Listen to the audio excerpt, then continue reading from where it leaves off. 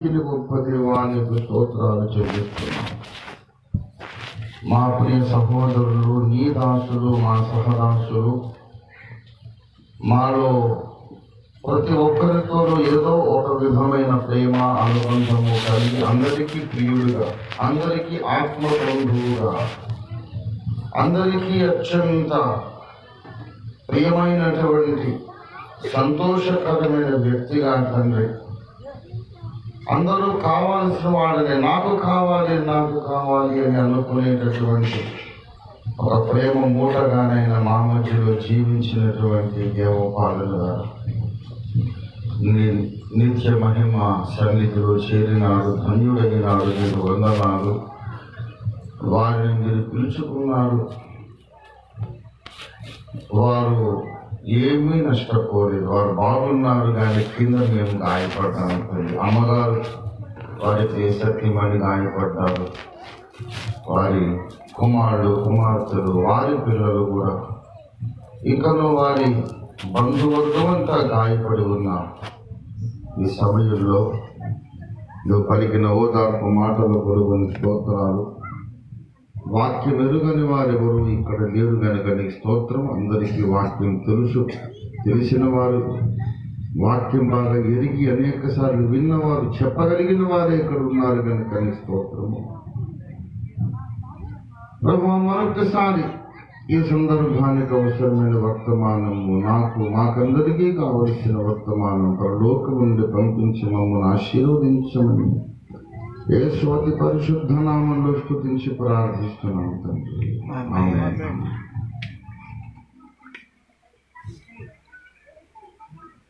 క్రీస్తునందు నాకు అత్యంత ప్రియులారా, ఫిలిప్పీ పత్రిక 1:21 చాలా సుపరిచితమైనటువంటి most famous popular well known words in the Bible. యెహోవా నా కాపరిలాగా, నా ప్రాణమా యెహోవాను సంధించుమలాగా. చాలా జగద్విదితమైన ప్రఖ్యాతిగాంచిన బైబిల్ వచనాల్లో ఒకటి ఫిలిప్పీ 1:21. నా మట్టుకైతే బ్రతుకుట క్రీస్తే, చావైతే లాభం. సాధారణంగా ఈ లోకం చావును నష్టం అనుకుంటుంది, కానీ బైబిల్ చెబుతుంది, బైబిల్లో ఒక ప్రవక్త, ఒక అపొస్తలుడు చెబుతున్నాడు, నా మట్టుకైతే చావైతే లాభము.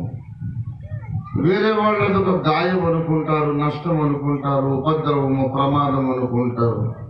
నేనైతే లాభం అనుకుంటాను అంటున్నాడు. ఎవరైనా ఎవరి మరణ వార్త అయినా విన్నప్పుడు, ఫలానా వాడు చనిపోయారండి అని విన్నప్పుడు వెంటనే అనే మాట ఏమిటి చెప్పాలి? అయ్యో చనిపోయారా, మరి ఎంత పని జరిగింది అంటాడు. అంతేగాని oh that's very good, congratulations అంటాడు. అంటే వాడిని కొట్టి చంపేస్తారు. ఏంటో మా నాన్నగారు, మా తాతయ్య, మా బావగారు, మా మామయ్య పోయి మేము బాధపడుతుంటే వెరీ గుడ్ అంటావురా? నీకేం కీడు చేశాడు ఆయన? నీకేం ద్రోహం చేశాడు? దుర్మార్గుడా, వెరీ గుడ్ అంటావా? మేము అందరం ఏడుస్తుంటే అని జనం ఏం చేసినా చేయొచ్చు. ఇక దానికి కంట్రోల్ ఉండదు, పరిమితి ఉండదు. ఎవరైనా చనిపోయారంటే అయ్యో చాలా విచారం అండి, బోత్ అఫ్సోస్కి బాధ, చాలా విచారం అదే అలాగే అంటాం, ఫీల్ అవుతాం కూడా.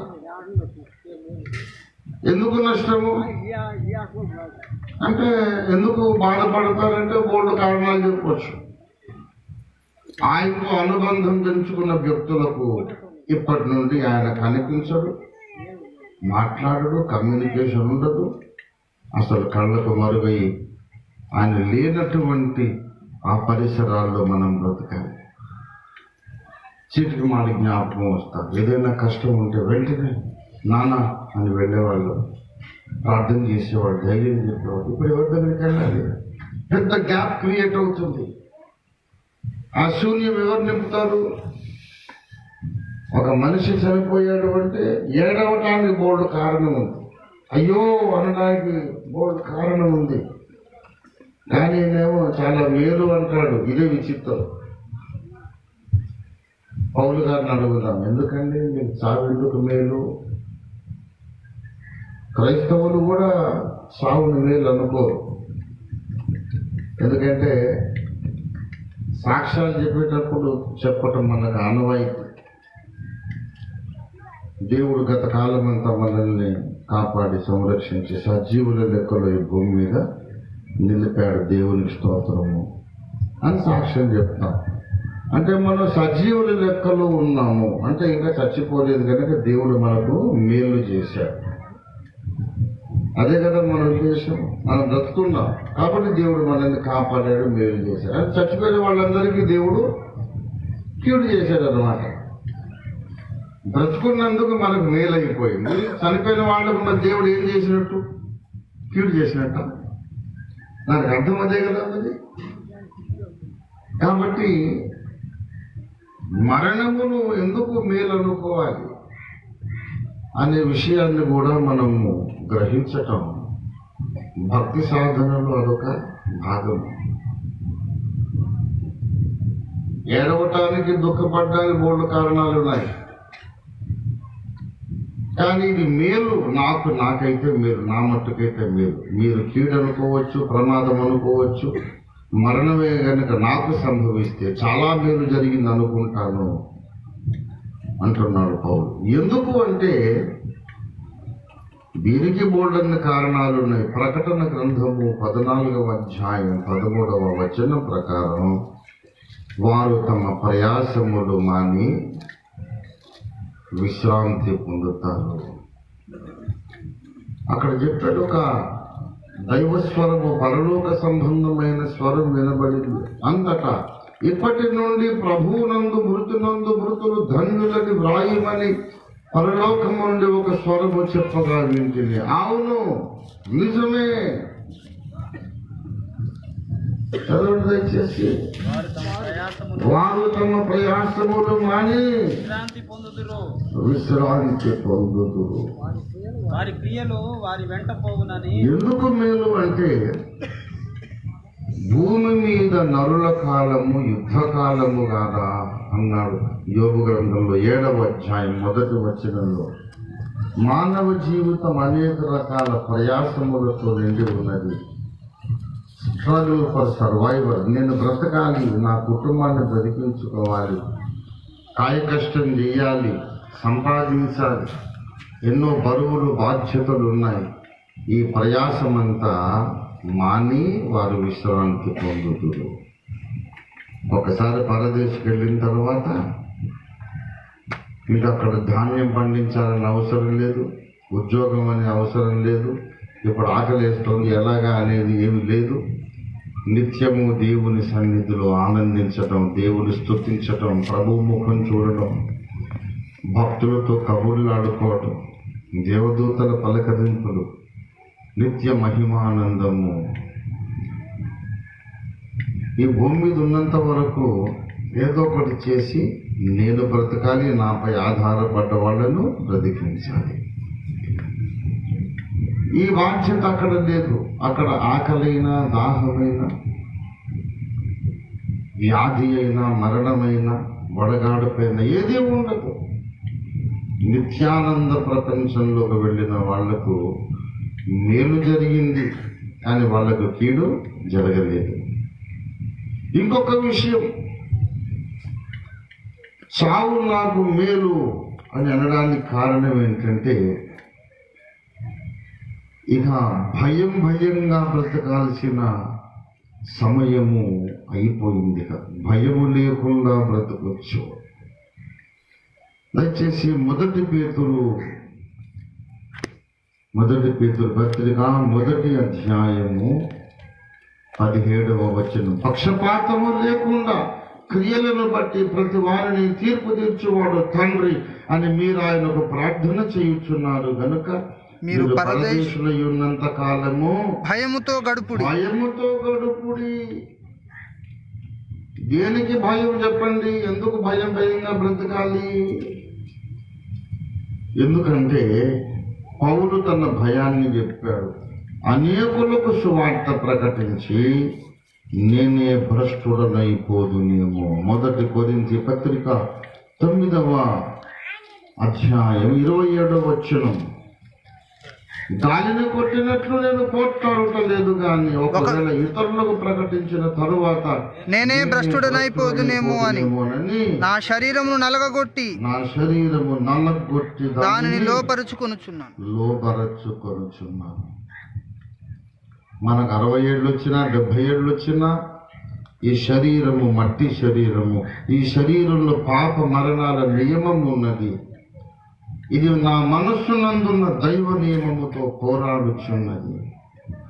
మేలైనది చేయాలని నేను కోరుచున్నాను గాని అట్లు చేయుట నాకు కలుగుటలేదు.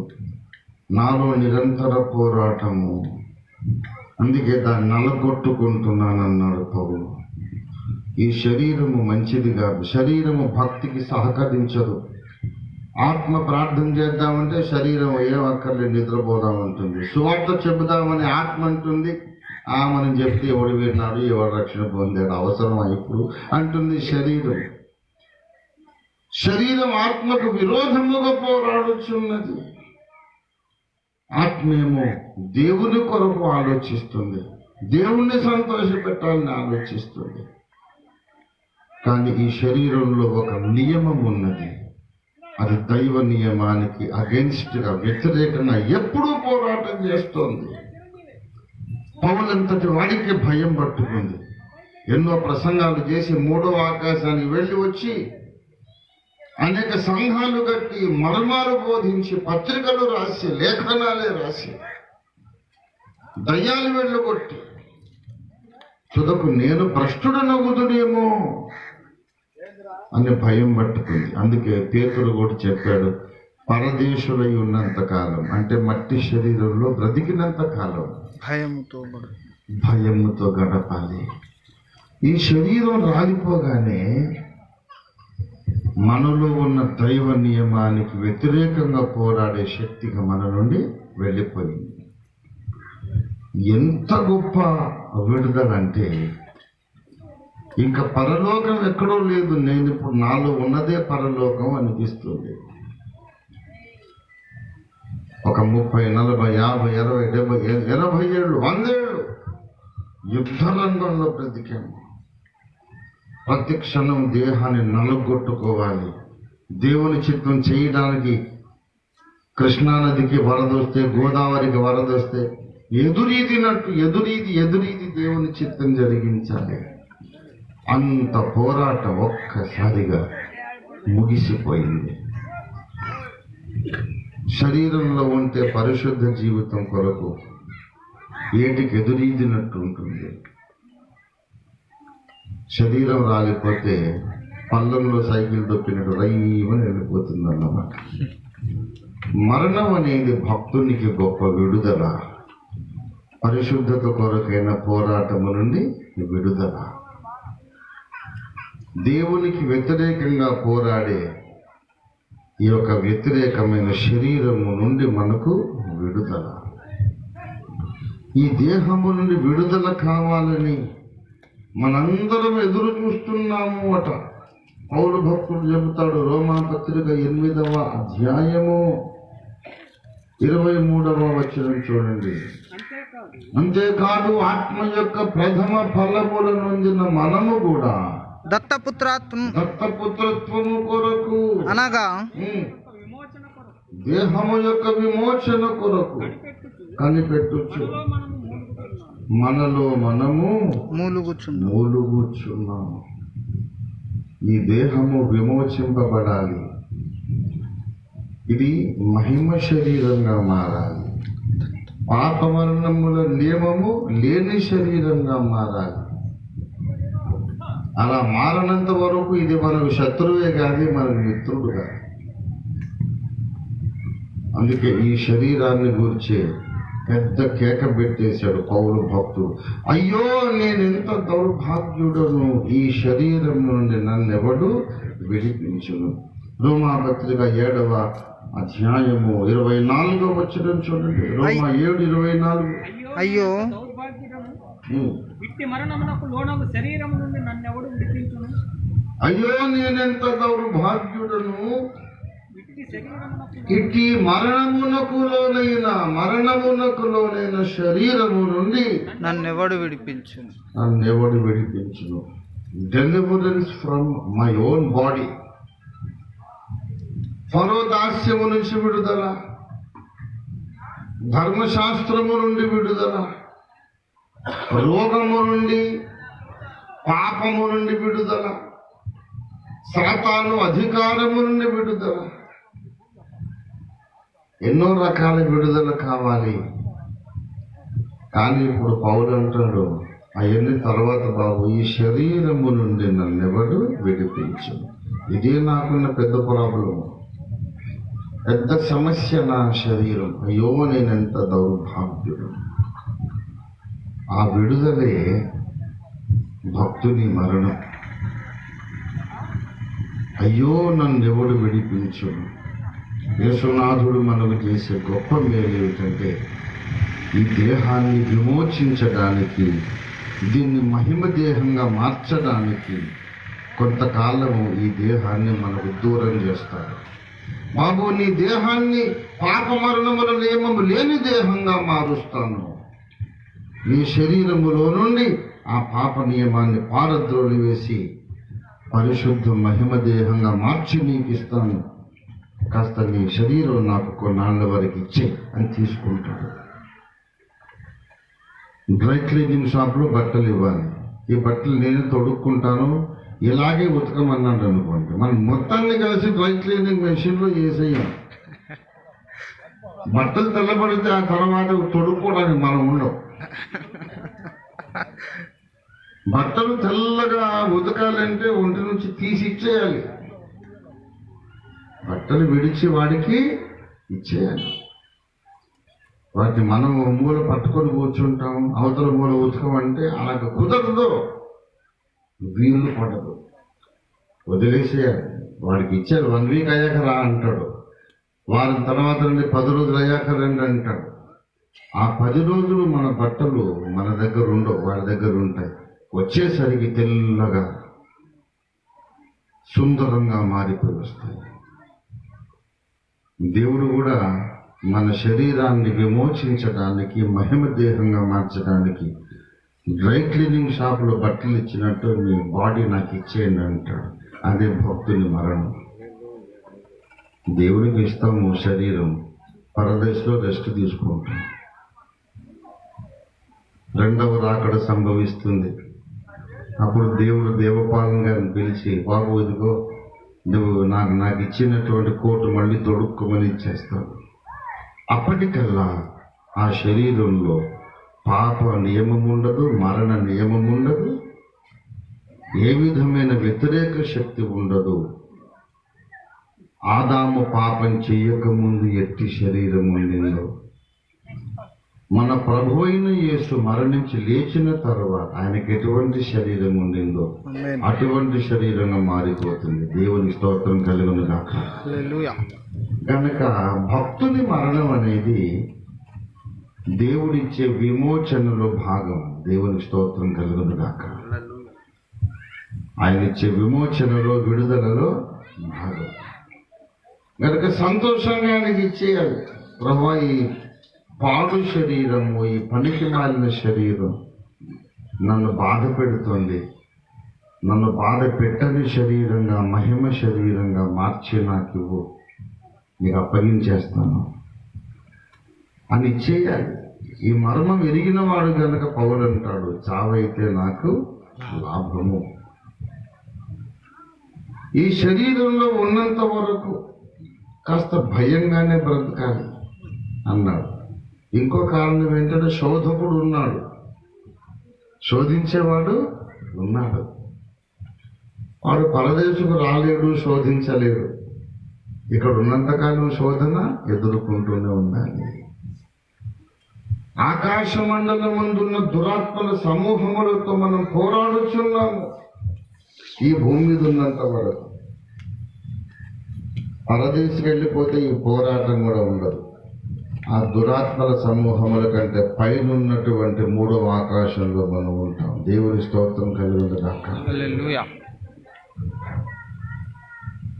అన్నిటికంటే మించినటువంటి ఆనందం, గొప్ప మేలు ఏంటంటే మనం వెళ్ళిపోయి ముఖాముఖి యేసయ్యను చూస్తూ ఉంటాము. 2వ కొరింథీ పత్రిక 5వ అధ్యాయం 8వ వచనం చదవండి దయచేసి. 2వ కొరింథీ ఇట్లు ధైర్యము కలిగి దేహమును విడిచిపెట్టి ప్రభువునొద్ద నివసించాలని ఇష్టపడుచున్నాము. ఎంత మంచి మాట. ఇంగ్లీష్లో చాలా బ్యూటిఫుల్గా, చాలా సుందరంగా చెప్పాడు. We want to B absent from the body and be present with the Lord. ఇక్కడ గైర్ హాజర్, ఇక్కడ ఉన్నట్టుండి కనిపించడు, అక్కడ కనబడుతుంటాడు మరుక్షణమే. ఆయన కళ్ళ ముందు ఈ క్షణం దాకా ఈ లోకం ఉంటుంది, ఒక క్షణం కన్ను మూసి తెరిచేసరికి మహిమ లోకం ఉంటుంది. కళ్ళు మూయక ముందేమో కళ్ళ ముందు మట్టి లోకం, పాపలోకం. కన్నులాగా మూసి తెరుస్తాడు మహిమలోకం. దేవదూతలు, పరిశుద్ధులు ఉంటారు. అబ్రహాము, ఇస్సాకు, యాకోబు, ఆదాము, భక్తులందరూ ఉంటారు. నేను స్థిరంగా నమ్ముతున్నాను, దేవపాలన గారు భక్తుల మధ్యలో ఉన్నారు. ఇప్పుడు ఈ కూటాన్ని ఆయన కూడా టీవీలో చూస్తూ ఉంటాడు. నేను స్థిరంగా నమ్మే విషయం. అక్కడ కూడా టీవీ ఉంది. అక్కడ ఉన్నవన్నీ ఈ లోకాధికారి కాపీ కొట్టి ఇక్కడ తయారు చేశాడు. గ్రంథాలు, టెలివిజన్లు, టెలికమ్యూనికేషను, అంతెందుకు యుద్ధ రంగము, యుద్ధాయుధాలు అన్నీ అక్కడి నుంచి వచ్చి కాపీ కొట్టినవే. ఈ రోజుల్లో ఇక్కడ మనకు యుద్ధాలు జరుగుతూ ఉంటాయి. దేవుని పేరే సైన్యములకు అధిపతియగు యెహోవా. ఈ భూలోకమే పుట్టక ముందు నుండి ఆయన సైన్యములకు అధిపతియగు యెహోవా. అసలు సైన్యాలు, యుద్ధాలు, ఆయుధాలు అక్కడ ఉన్నాయి. వాటిని కాపీ కొట్టాడు ఇక్కడ. దేవుడు కిరీటధారి, ఆయన కిరీటం పెట్టుకున్నాడు. ఈ భూమి మీద రాజులు కిరీటాలు పెట్టుకుంటారు. దేవుడు సింహాసనాసీనుడు. ఈ భూమి మీద సింహాసనాలు ఉన్నాయి. అక్కడ రోడ్లు ఉన్నాయి కనుక ఇక్కడ రోడ్లు ఉన్నాయి. అక్కడ ఆర్కెస్ట్రా ఉంది, సంగీత వాయిద్యాలు ఉన్నాయి కనుక ఇక్కడ కూడా సంగీత వాయిద్యాలు ఉన్నాయి. ఒకటి ఉన్నది, ఒకటి లేదని చెప్పలేదు. ఈ భూమి మీద ఉన్నవన్నీ ఇక్కడ లేకముందు పరలోకంలో ఉన్నవి. దేవుడి మీద తిరుగుబాటు చేయటం కూడా, అక్కడ కూడా తిరుగుబాటు జరిగినప్పుడే తేజో నక్షత్రము సైతాన్లుగా మారి పడద్రోయబడ్డాడు. A to Z ఇక్కడ ఏదేది జరిగిందో ఈ భూమి మీద మొత్తం అక్కడ జరిగింది. కనుక ఇలాగా టెలివిజన్ కూడా ఉంది. నేను నాకున్న అనుభవాన్ని బట్టి నేను చెప్తున్నాను. ఇప్పుడు జరుగుతున్న ఈ భూమి మీద మంచి మంచి సంగతులన్నీ కూడా ఒక టీవీ లాంటి స్క్రీన్ మీద ఆ లోకపు భక్తులు చూస్తూనే ఉంటారు. దేవపాలన గారు కూడా చూస్తూ ఉంటాడు అక్కడి నుంచి. ఇదిగో చూడు బాబు, నిన్ను గురించి నీ కుటుంబము, సంఘము, నీ సహవాసము, నీ యొక్క ఆత్మీయులందరూ కూడా మాట్లాడుకుంటున్నారు. దేవుని వాక్యం ప్రకటించబడుతుంది. ఇదిగో నువ్వు చూస్తున్నావని కూడా నా దాసుడు చెప్తున్నాడు. నాకు దేవుడు చూపిస్తూ ఉంటాడు. మొబైల్ ఫోన్ ఒక్కటే తక్కువ. అప్ స్టేజ్లో ఆయన ఉన్నాడు, డౌన్ స్టేజ్లో మనం ఉన్నాం అంతే. ఇక్కడే చూస్తున్నాడు అంతే. పిల్లగా ఈ లోకముని విడిచి దేవుని వద్ద నివసించుటకు ఇష్టపడుచున్నాము. అందుకే ఇది మేలు, చావైతే మేలు అన్నాడు. మీలో ఎంతమంది అనుకుని ఉంటారు, యేసయ్య నాకు ఒక్కసారి కనబడితే బాగుంది అనుకోలేదు? అందరికీ ఆశ, ప్రభువు కనబడాలి, ప్రభువు కనబడాలి. మనం ఈ లోకంలో ఉన్నప్పుడు ఏమో ఏమయ్యా నువ్వేమన్నా పెద్ద మార్టిన్ లూథరువా, భక్త్ సింగయ్య గారువా, నువ్వేమైనా పౌలు అనుకున్నావో, మోషే దేవుడు నీకెలా కనబడతాడు అని మనల్ని వెటకారం చేస్తాడు. కానీ మామూలు భక్తుడైనా సరే రక్షణ అంటూ ఉంటే చాలు, ఇక్కడ కన్ను మోయగానే పరదేశంలో కళ్ళు తెరవగానే ముందు యేసయ్యనే చూస్తారు. దేవుని స్తోత్రం కలుగుగాక. కనుక మేలు, ఎన్నో విధాల మేలు. శోధన లేని పరిస్థితి, అపవిత్రాత్మ శక్తులతో యుద్ధము చేయనవసరము లేని పరిస్థితి, నేను చేద్దామనుకున్న మంచి పనికి నా శరీరమే నాకు విరోధం అనే సంఘర్షణ లేని పరిస్థితి. ఎలా బ్రతకాలనే టెన్షన్ లేదు, నేను పడిపోతానేమో అనే టెన్షన్ ఉండదు. సకల విధములైన చింత, భారము, ఆందోళన అన్నిటి నుండి విడిపించి, నాకు బాధపడడం అలవాటు కదా, కొంచెం బాధపడితే బాగుండు అని నువ్వు ప్రయత్నం చేసినా నువ్వు బాధపడడానికి అవకాశం లేనటువంటి పరిస్థితి. నిత్య మహిమానందము, దేవుని స్తోత్రం. అందుకే పౌలు అంటాడు, చావైతే నాకు లాభం. ఆఖరిగా ఒక మాట ముగిస్తున్నాను, చావు అనేది నాకు లాభము. ఇన్ని రకాలుగా లాభం అని చెప్తున్నా, కానీ చావు అనేది మనకు లాభం కావాలంటే, లాభమైనటువంటి మరణాన్ని మనం పొందాలంటే, అంతకుముందు మన జీవితం విషయంలో కూడా మనం జాగ్రత్త వహించాలి. ఎలాగైనా జీవిస్తాను, పౌలు వెళ్ళిన చోటుకి వెళ్తాను అనడము ఆచరణ సాధ్యము కాదు. పౌలు వెళ్ళిన మహిమలోకి వెళ్ళాలంటే ఆయన నడిచిన మార్గంలోనే మనం నడవాలి. పౌలు భక్తుడు ఎలా నడిచాడు? బ్రతుకుట క్రీస్తే అన్నాడు. దేవుని స్తోత్రం కలిగిందిగా. హల్లెలూయా. ఇంకా ఆ ఒక్క మాట మీద పెద్ద గ్రంథం రాయాల్సినంత మ్యాటర్ అది. బ్రతుకుట క్రీస్తే అంటే అర్థం ఏంటి? క్రీస్తే వచ్చి నా యందు జీవించుచున్నాడు. గలతీ పత్రిక 2వ అధ్యాయము 20వ వచనం. ఇకను బ్రతుకువాడును నేను కాదు, క్రీస్తే నా యందు జీవించుచున్నాడు అన్నాడు. క్రీస్తు ప్రభు వచ్చి నాలో ఎలా జీవిస్తున్నాడు? ముందు మారు మనస్సు పొందాలి. ఆయన వాక్యములకు విధేయులమై పశ్చాత్తాపడి మన దోషాలు ఒప్పుకొని రక్షణ అనుగ్రహించమని వేడుకొని ప్రార్థించి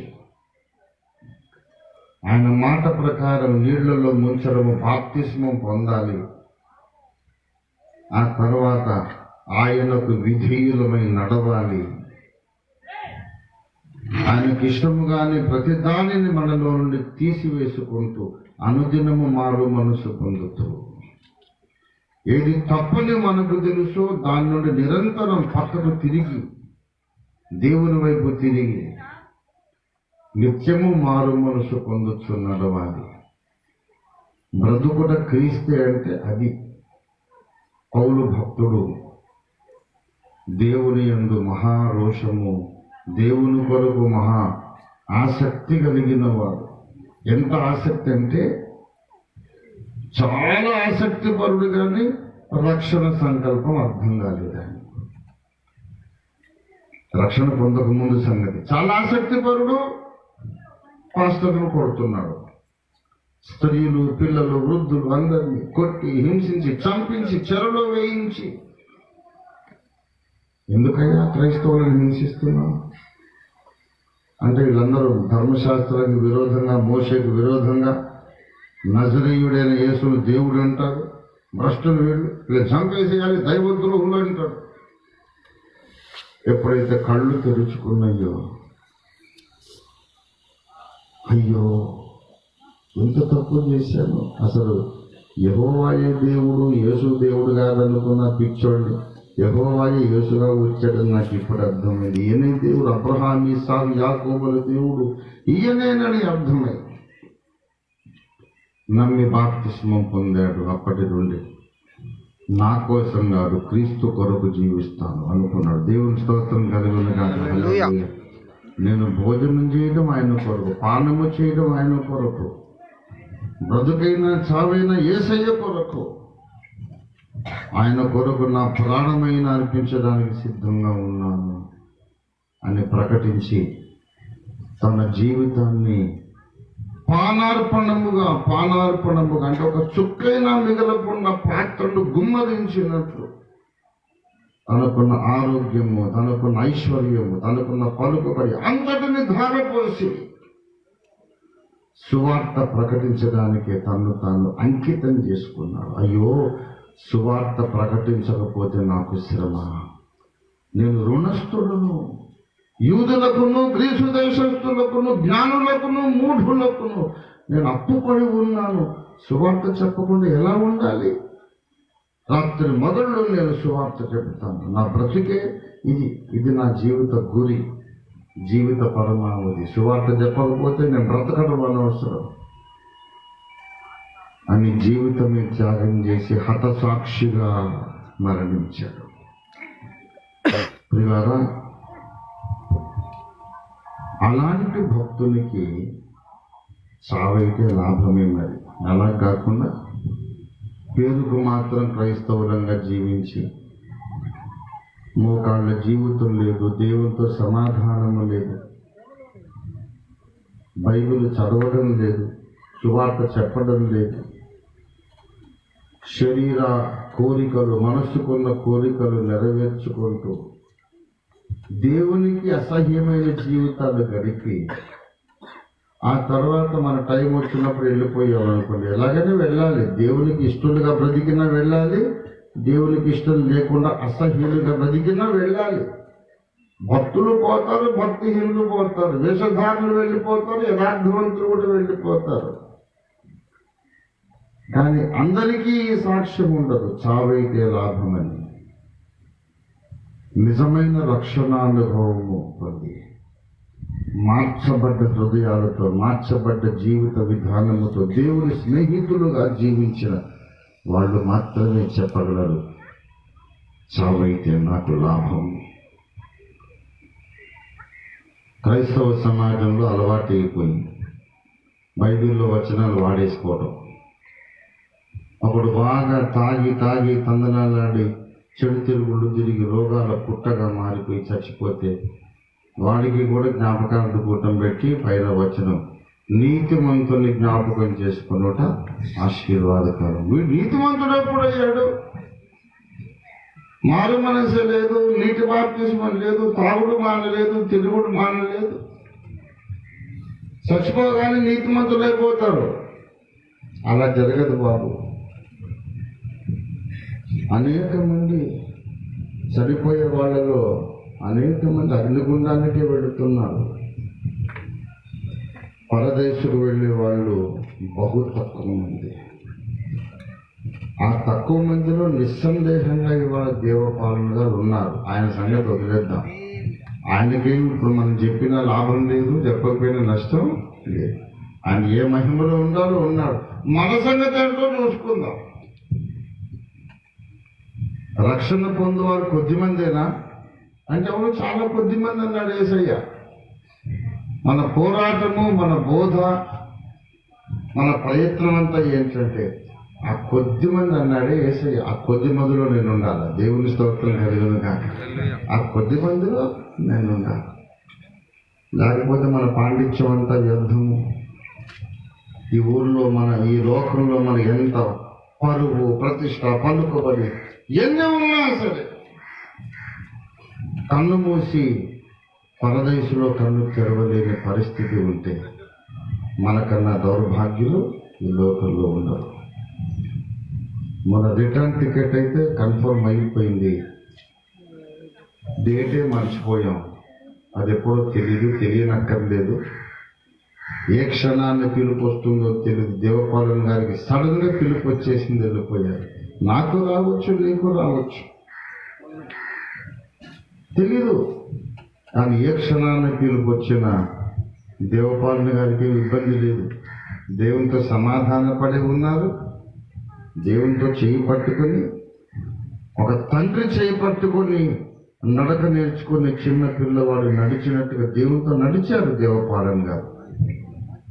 ఇంకా చాలా నాయన లోకంలో ఇంకా నీకు ప్రయాసం అది వచ్చే బేట నా కౌగిట్లోకి వచ్చేయమని యేసయ్య ఎత్తుకున్నాడు. భక్తుడు వెళ్ళిపోయాడు. చాలా ఘనమైనటువంటి మరణం. మా తాతగారు అబ్రహాం గారు ఎప్పుడు అంటుండేవాడు, నెల తరబడి మంచాన పడి చాకరీ చేయించుకోవడం నాకు ఇష్టం లేదురా. మామూలుగా తిరుగుతూ ప్రయాణిస్తూ సంచరిస్తూ నా పనులను చేసుకుంటూ దేవుని వాక్యాన్ని ప్రకటిస్తూనే నేను వెళ్ళిపోవాలి. వెన్నపూసలు వెంట్రుక తీసుకున్నట్టుగా నా ప్రాణం తీసుకుపోయేసయ్యా అని ప్రార్థన చేసేవాడు. చిన్నపిల్లలు అడిగేవాడు, వెన్నపూస ఏంటి వెంట్రుకేంటి తాతయ్య అంటే, ఇప్పుడు పంచదార చిలకలో కానీ లేకుంటే వేరుశనగ పప్పులు బెల్లం వేసి ఉండలు చేస్తారు, అవి కానీ దేంట్లో కానీ ఒక్కోసారి వెంట్రుకుంటుంది. లాగితే వస్తుందా? అది తెగిపోద్ది కానీ రాదు. అదే వెన్నపూసలు వెంట్రుకుంది అనుకోండి, లాగితే తట్టుకుంటుందా? సైలెంట్గా వచ్చేస్తుంది. అలా నా ప్రాణం తీసేసుకోమని ప్రార్థన చేసేవారు. ఏం తట్టుకోకుండా ఆయన అలాగే పోయాడు. నల్గొండ జిల్లా అబ్రహాం గారి తోట అని అంటారు. అంతసేపు ఉండలక మంచం మీద కూర్చొని బైబిల్ చదువుకొని ప్రార్థన చేసి కన్నీరు గార్చి ప్రార్థన చేసి యేసయ్యా నీ ప్రేమ కొరకు నీకు వందనాలు అని తరగడ ప్రక్కన బైబిల్ అలా పెట్టుకొని పడుకొని పక్కకి తిరిగి కాళ్ళలో ముడుచుకొని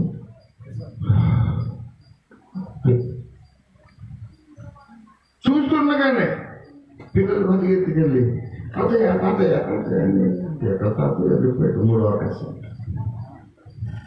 దాదాపు బైబిల్లో యాకోబు అలాగే చనిపోయాడు,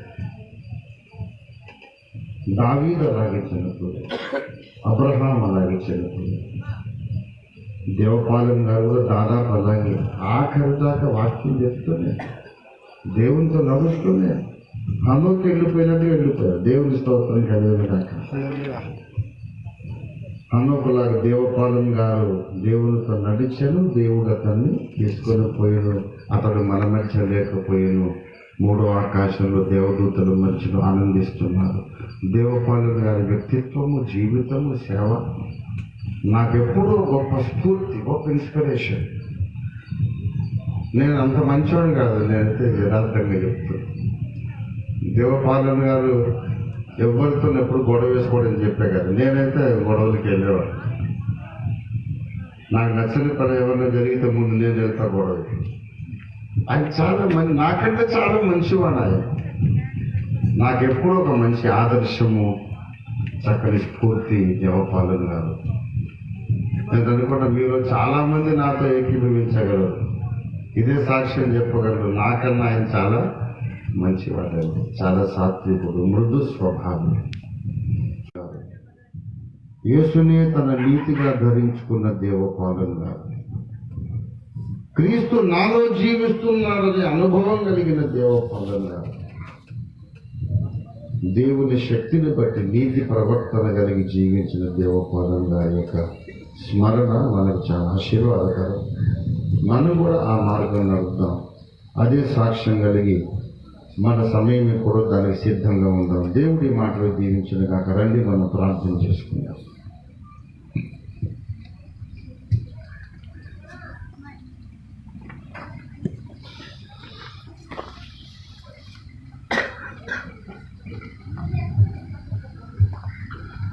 అందరము కన్నులు మూసుకొని ఒక తీర్మానం చేద్దాం.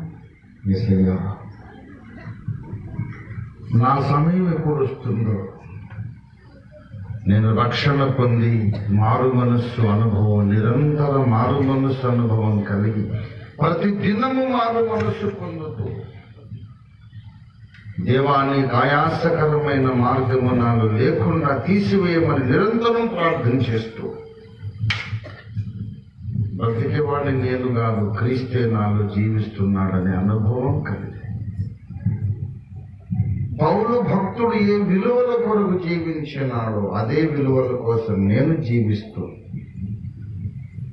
నీ పిలుపు కొరకు ఎల్లప్పుడూ సన్నద్ధులనై సంసిద్ధురాలనై ఉండేందుకు సహాయం చేయమని అడుగుదా.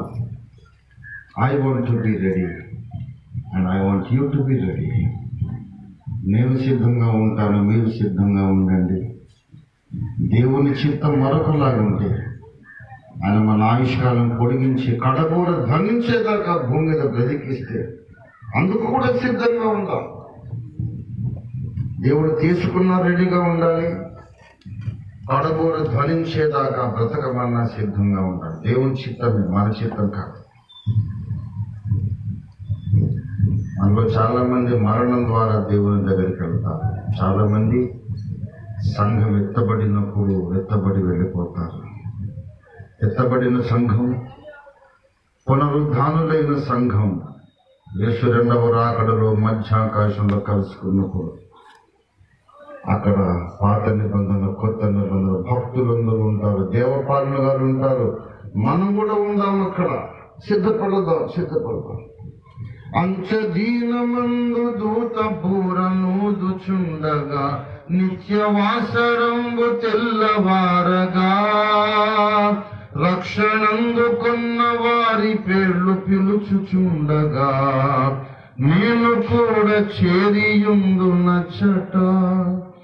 నేను కూడా చేరియుందు, నేను కూడా చేరియుందు, నేను కూడా చేరియుందు, నేను కూడా చేరియుందు నచ్చట. ప్రార్థన చేసుకుందాం. ప్రేమ కలిగిన మా మహాపరిశుద్ధ తండ్రి స్తోత్రం. నీ ప్రియదాసుడు దేవపాలన గారి జీవిత మాదిరిని బట్టి, జీవిత సాక్ష్యాన్ని బట్టి, వారు మా ముందు ఉంచిపోయిన మంచి మాదిరి కొరకు నీకు వందనములు చెల్లిస్తున్నాము. మీరు పంపిన వర్తమానం కొరకు నీకు స్తోత్రాలు.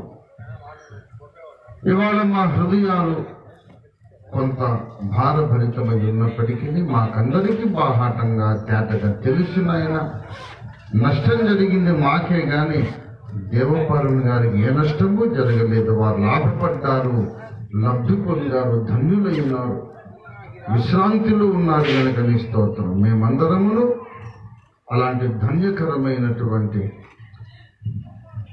మహిమలోక ప్రవేశం కొరకు మేమందరం సిద్ధంగా ఉండేందుకు సహాయం చేయమని వేడుకుంటున్నాం. మరణము ద్వారానో లేక సంఘం ఎత్తబడినప్పుడు మహిమ మేఘాల మీద ఎత్తబడటం ద్వారానో, పునరుద్ధానము ద్వారానో, సంఘం ఎత్తబడినప్పుడు మేము కూడా ఎత్తబడటం ద్వారానో ఎలా చేరుతామో తెలియదు. కానీ మళ్ళీ మేమందరము ఆదాము, అబ్రహాము, ఇస్సాకు, యాకోబు ఇలాంటి భక్తులందరితో దేవపాలన గారితో కూడా యుగ యుగములు నీ మహిమలు జీవించేందుకు మమ్మల్ని యోగ్యులుగా సిద్ధపరచమని మీ రక్తంతో నన్ను మమ్మల్ని కడిగి శుద్ధీకరించి నీకు ఆయాసకరమైన ప్రతి మార్గమును, ప్రతి విషయమును, అభిప్రాయమును, చర్యలను మాల నుండి కాల్చివేయమని కడిగి వేయడం.